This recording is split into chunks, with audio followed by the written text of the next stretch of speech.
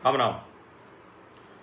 नया आयकर विधेयक आने वाला है, यानी जो डायरेक्ट टैक्सेज का नया कानून है वो लागू होने वाला है।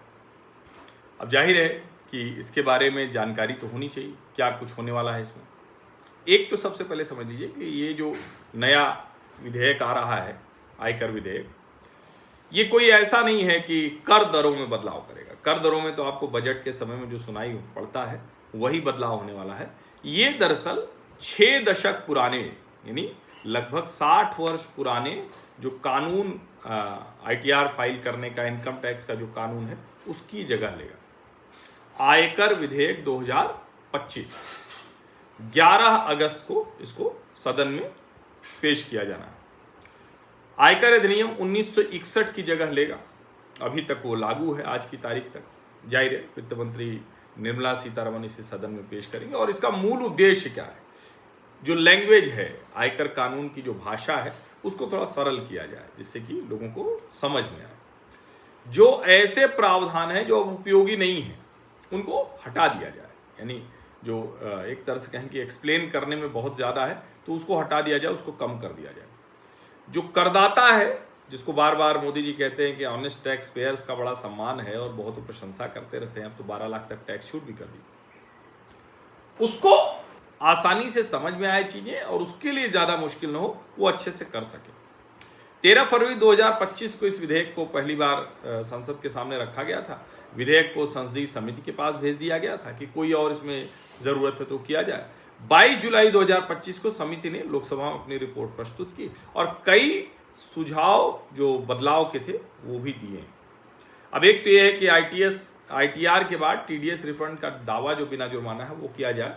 यानी अभी क्या है कि आपको TDS रिफंड लेना है तो पहले ITR क्लेम करना पड़ेगा। तो जो ऐसे लोग जिनको इसकी जरूरत नहीं है, ITR नहीं करते, उनके लिए ये कहा गया है। जो धार्मिक व परमार्थ न्यास हैं, वहां जो टैक्स दिया जाएगा उसको कर मुक्त रखा जाए। अब जाहिर है कि इससे इन संस्थाओं को राहत तो मिलेगी, धार्मिक संस्थाओं को। जो स्वैच्छिक दान है वो भी बढ़ावा मिलेगा। एक बार होता है कि जो असेसमेंट ईयर है और लास्ट ईयर है वो आप कंफ्यूज हो जाते हैं, पिछला वर्ष और मूल्यांकन वर्ष। अब सीधे सीधे कर वर्ष कहा जाएगा, यानी कोई कंफ्यूजन नहीं होना चाहिए, जिससे आदमी को समझ में आए।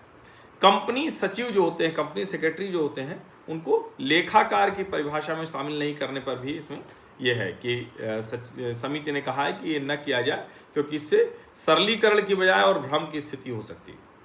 आयकर विभाग, मतलब अगर कहें कि क्या उनके टैक्स रेट में, उन सब में कोई बदलाव होगा, तो बिल्कुल कोई बदलाव नहीं होने वाला है। लेकिन हाँ, संरचनात्मक बदलाव आने वाला है, बड़ा संरचनात्मक बदलाव आएगा।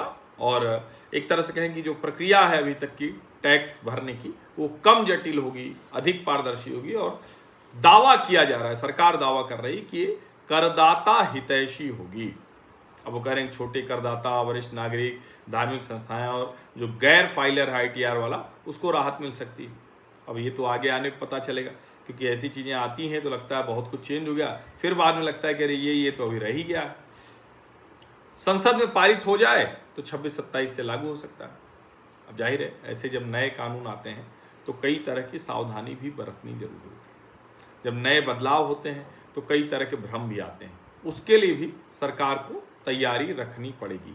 लेकिन कुल मिलाकर ये सुधार की दिशा में एक बड़ा कदम है। और चूंकि लगातार इस पर चर्चा पहले भी होती रही कि आयकर को जैसे इनडायरेक्ट टैक्सेज में किया, तो डायरेक्ट टैक्सेज में भी ये बदलाव होना चाहिए। इसकी ज़रूरत लंबे समय से देखी जा रही थी और अब ये बदलाव होने जा रहा है।